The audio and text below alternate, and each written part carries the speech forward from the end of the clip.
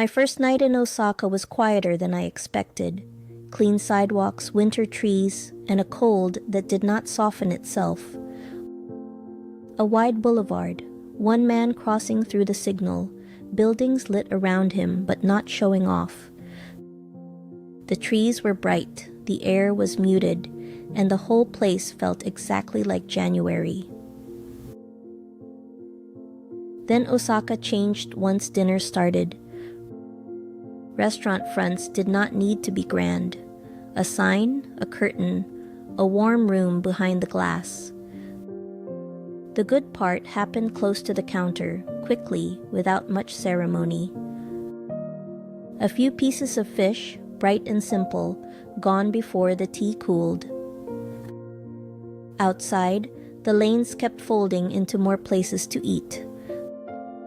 The playful parts were still there, but they felt lived in, not staged.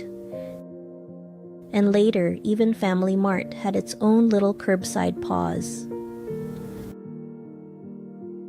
By day, the city settled into covered arcades.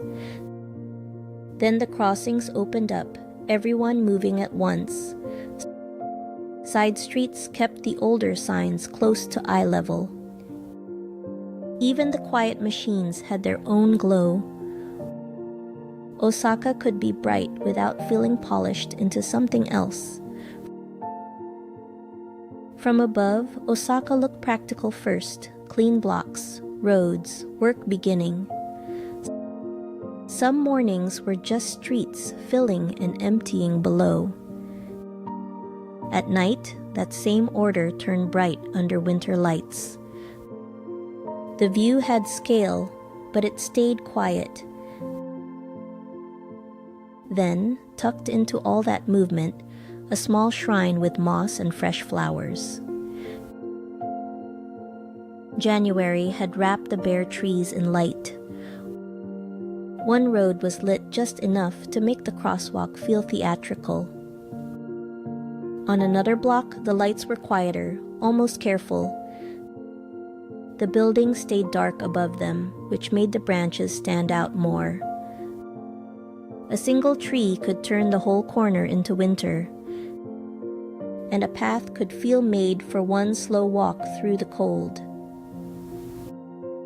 The cold made the lights look sharper, and somehow softer too. On the last morning, I left Osaka by train. The ride east did not need drama, just seats, windows, and the low hum of distance. After a while, the trip became that simple rhythm: look out, look down, drift. And then, out the window, the clouds opened.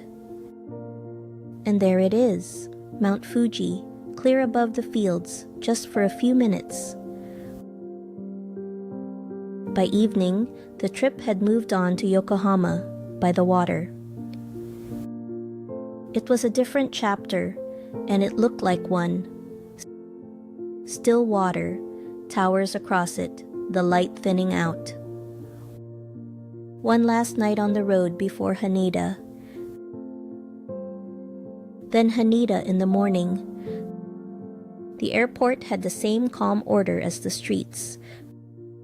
Planes moved in the distance, almost quietly. The flight home was already taking shape through the glass. Osaka stayed with me in small pieces, cold sidewalks, warm rooms, and winter lights that made the city feel quietly alive.